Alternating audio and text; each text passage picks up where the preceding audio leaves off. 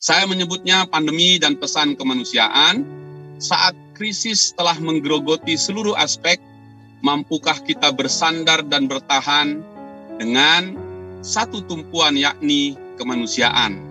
Dari jalanan ini saya ingin mengajak kita semua ke sentral gereja hierarki kita di Vatikan. Paus Fransiskus menyampaikan pesan yang luar biasa buat kita semua. Saya mohon kepada semua orang, kepala negara, perusahaan, dan organisasi internasional untuk mendorong kerjasama dan bukan persaingan. Dari Vatikan kita langsung masuk ke Keuskupan Agung Jakarta. Bapak Uskup Ignatius Kardinal Suharyo menyampaikan pesan kemanusiaan juga yang saya tangkap sangat kena di hati dan pikiran kita semua. Marilah kita saling mendoakan agar kita masing-masing, keluarga dan komunitas kita menjadi Immanuel kecil di masa yang penuh tantangan ini lewat perbuatan baik apapun itu, sekecil apapun perbuatan kecil itu. Umat manusia diberkati Tuhan dengan nilai-nilai kemanusiaan yang membedakan manusia dengan makhluk bumi lainnya. Humanity menjadi kompas utama peradaban umat manusia untuk saling tolong-menolong dan memahami satu sama lain. Bagi saya, humanity tuntas sudah kita jadikan fundamental kita bernegara di Pancasila kita. Dunia kemudian menjadi gugup hari ini. Orang-orang pintar di muka bumi juga gugup hari ini. Orang-orang yang menganggap kebenaran hanya dilihat mata dan logika gugup hari ini. Karena akan banyak sekali kebenaran yang juga tak terlihat. Inilah yang kita sebut krisis pandemi tadi. Apakah kita menyerah? Nah, di kampung saya di Tanjung Balai, di Asahan, di Siantar, kami mengenal kata-kata nggak aciceng. Nggak aciceng ini dalam bahasa Inggris sering disebut don't give up. Nggak boleh nyerah ini. Kenapa? Karena tidak boleh kita menyerah dengan situasi ini karena manusia diberi akal budi. Tidak boleh kita merasa kalah dengan ini. Tapi kita penting membangun iman lilin pemandu kita di jalur pengabdian masing-masing.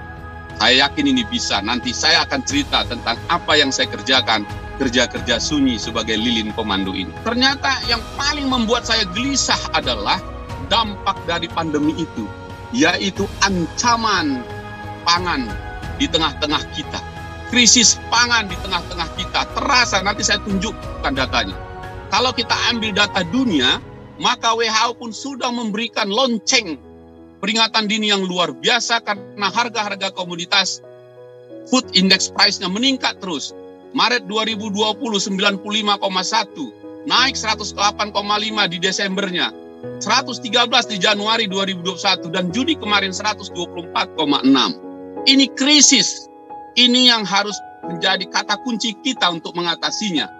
Karena pandemi juga melahirkan krisis pangan yang luar biasa. Mari kita ambil contoh, minta maaf ini teman-teman. Saya ambil satu contoh negara, tetangga kita aja lah yang paling jauh.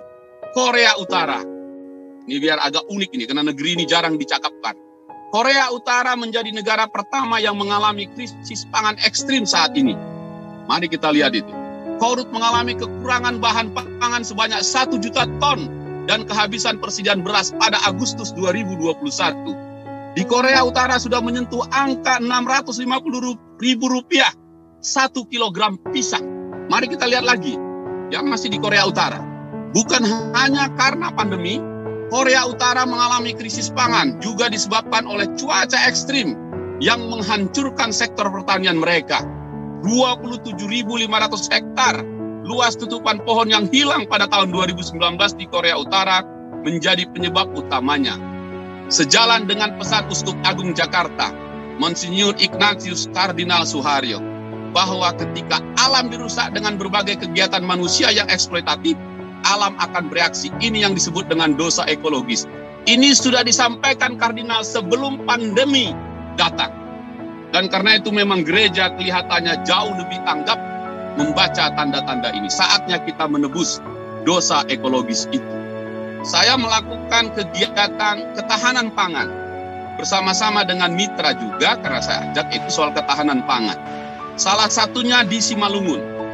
Di Simalungun kalau kita lihat gambar yang hijau-hijau itu, ini adalah tanaman nilam yang saya kembangkan bersama masyarakat di Nagori Bangun, Kecamatan Gunung Malela. Begitu juga di Asahan, di Aek Songsongan.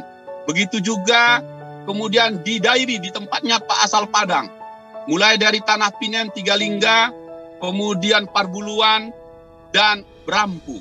Lalu kemudian di Simalungun ini di Sihaporas, di Kecamatan Pematang Sidamanik, di Pondok Bulu, dan lain-lain. Gambar yang di tengah ini, Bapak Ibu sekalian, terpaksa ini bisa saya kerjakan dengan traktor, tapi karena ibu-ibu di sini tidak ada lagi pekerjaannya, maka harus saya ganti traktor itu menjadi lebih dari 203 ibu-ibu yang bekerja di tempat ini, baik yang muslim maupun yang non-muslim, dengan mencangkul zaman seolah-olah sebelum kemerdekaan. Terpaksa kita lakukan untuk menjaga ketahanan pangannya. Mereka mendapatkan gaji yang sangat sederhana, tapi itu penting untuk menghidupi ekonomi mereka. Yang dua gambar slide kanan tengah dan kanan ini adalah tanaman untuk menanam bawang.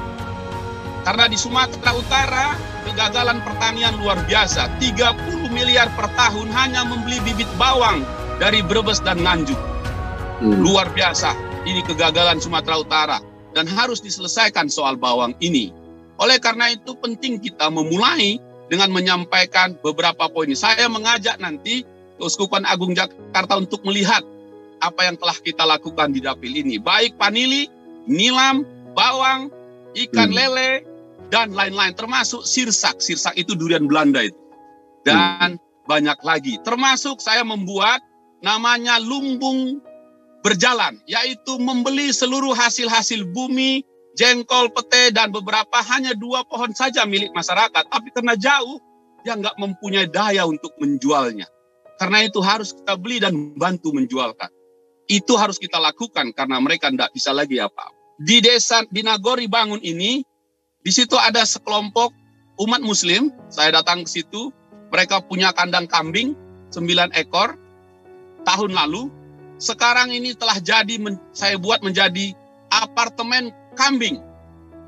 Kata apartemen kambing mungkin buat kita akan tertawa mendengarnya. Tapi itu mengubah mindset yang luar biasa, memperkerjakan anak-anak dari kandang menjadi apartemen, melahirkan kambing, susu, kedelai, dan kemudian tahu, lalu kemudian pakannya, kemudian komposnya, dan seterusnya, dan kemudian menjadi sebuah pusat kegiatan baru yang ekonomi di situ. Kesimpulannya, saya setuju dengan Keuskupan Agung Jakarta lewat Komisi HAK yang menginisiasi ini, bahwa kolaborasi mengatasi masalah pandemi ini menjadi tugas kita bersama. Negara memimpin, tetapi saya mohon Keuskupan Agung Jakarta dan juga yang lain-lain, mari kita turun ke bawah mengurusi tentang ketahanan pangannya. Saya khawatir pandemi yang berkepanjangan ini menghilangkan semangat hidup kita untuk mempertahankan ekonomi kecil di keluarga kita.